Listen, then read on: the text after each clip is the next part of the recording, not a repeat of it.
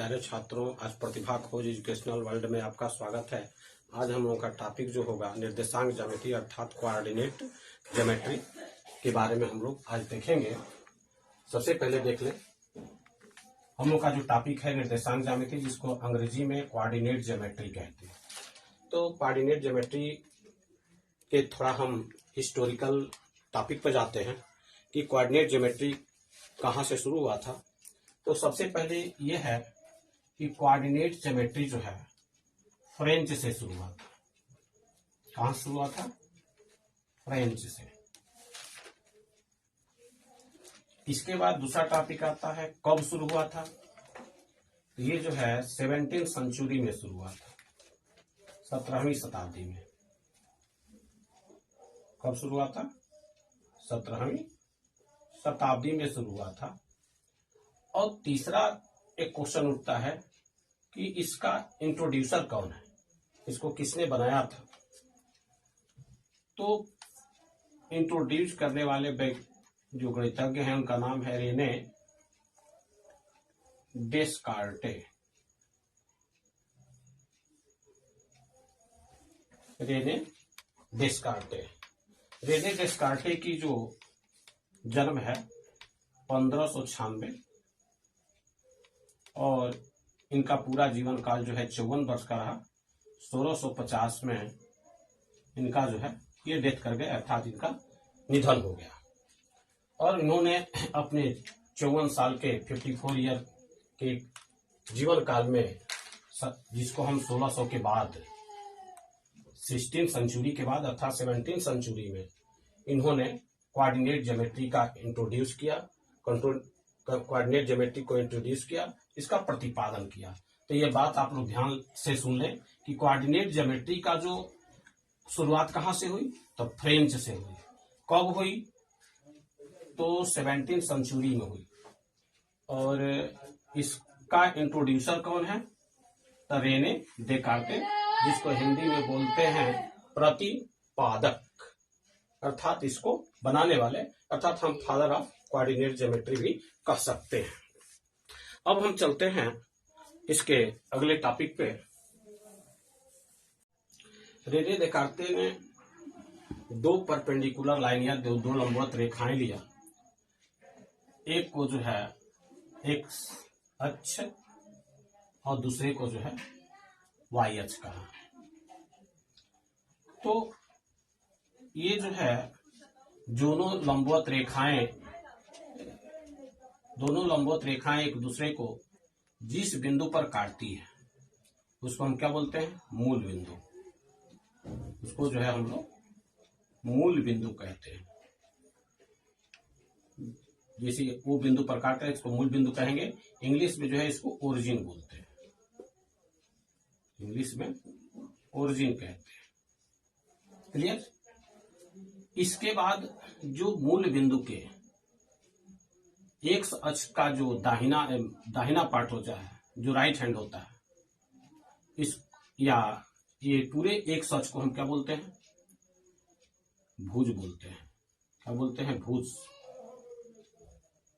हिंदी में भुज बोलेंगे और अंग्रेजी में आप सीसा बोलते हैं, CISSA, आप सीसा। इसको जो है हम लोग आप सीसा कहते हैं। ABS CI ABS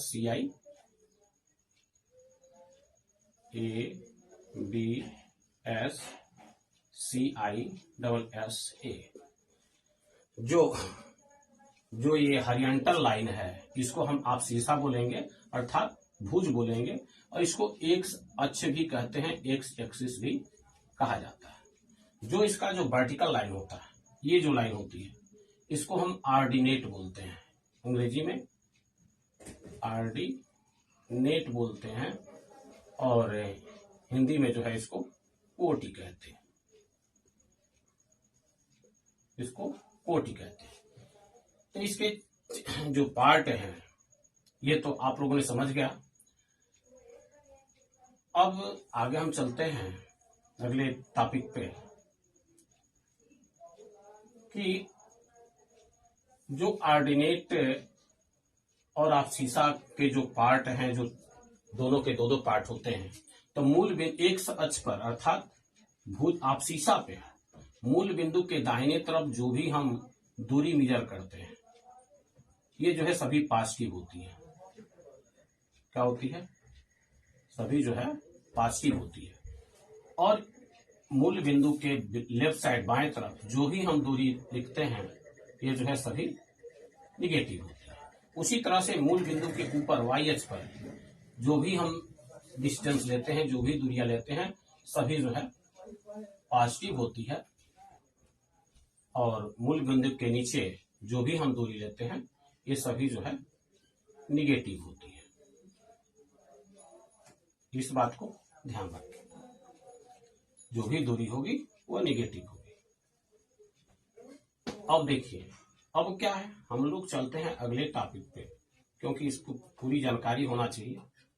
इस जहां ये दोनों लाइन एक दूसरे को इंटरसेक्ट करते हैं, उसको हम लोग कार्टेशियन प्लेन कहते हैं। जो हमारा बोर्ड दिखाई दे रहा, बोर्ड क्या है? आपका कार्टेशियन प्लेन है।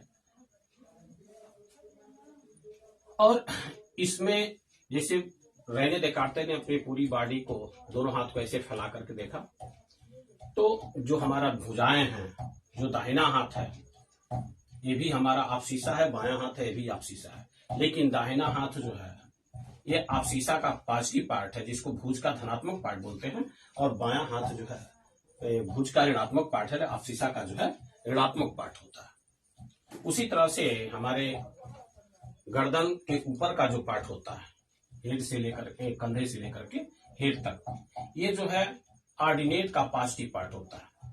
और कंधे से नीचे का जो शरीर से लेकर के पैर तक जो भी जगह है, इसको इस तरह से समझा जा सकता है, ये जो है ये ऑर्डिनेट का जो है निगेटिव पार्ट है, अर्थात कोटि का निगेटिव पार्ट है, ऋणात्मक भाग है। अब इस पूरे ये दोनों हॉरिजॉन्टल और वर्टिकल जो लाइन है, ये क्या करती है? इस पूरे पार्ट को 4 भागों में डिवाइड करती है। इसको हम बोलते हैं क्या? जो फर्स्ट पार्ट होता है, जो एक्स एक्सिस के माने पॉजिटिव पार्ट और वाई एक्सिस के पॉजिटिव पार्ट के बीच में जो पड़ता है, इसको फर्स्ट क्वाड्रेंट बोलते हैं। फर्स्ट क्वाड्रेंट कहते हैं, और हिंदी में इसको प्रथम चतुर्थांश बोलते हैं। प्रथम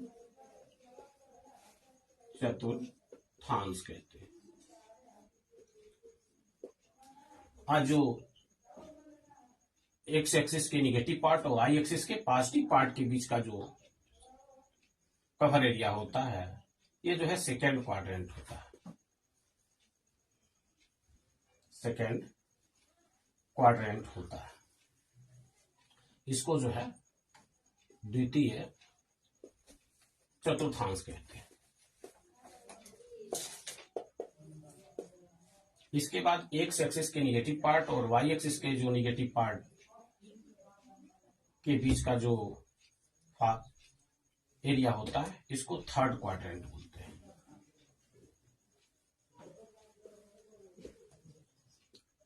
हिंदी में इसको क्या बोलते हैं? तृतीय चतुर्थांश बोलते हैं। तृतीय चतुर्थांश कहते हैं। इसी तरह से एक्स एक्सिस माने एक्स अक्ष के धनात्मक पार्ट और वाई अक्ष के ऋणात्मक पार्ट, माने आपसीसा के पॉजिटिव और ऑर्डिनेट के निगेटिव पार्ट के बीच का जो कवर एरिया होता है, उसको फोर्थ क्वाड्रेंट बोलते हैं। फोर्थ क्वाड्रेंट कहते हैं। हिंदी में इसको चतुर्थांश कहते हैं। चतुर्थांश कहते हैं। इसको आप लोग ध्यान से देख लें। इसके बाद आता है आप लोगों का ऑर्डर पेयर, बिंदु लिखना। अब देखिए, तो जो भी हम बिंदु लिखते हैं उसको ऑर्डर में लिखते हैं, ऑर्डर पेयर के रूप में लिखते हैं। ऑर्डर पेयर मीन्स सबसे पहले एक्स अक्ष पर लिया गया डिस्टेंस और उसके बाद वाई अक्ष पर लिया गया डिस्टेंस।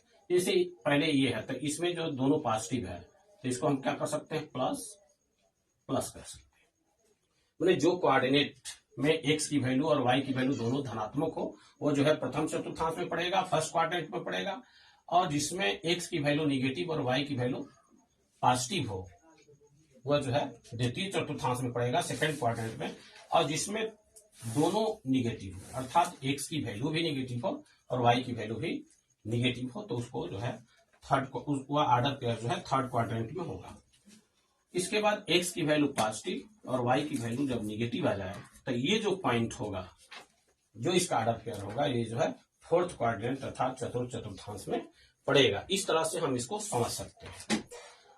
अब हम लोग ये चलते हैं कि कोई पॉइंट जो है किस क्वाड्रेंट में है, कुछ एग्जाम्पल के रूप में समझा जा सकता है। जैसे आपके पास एग्जाम्पल हम लेते हैं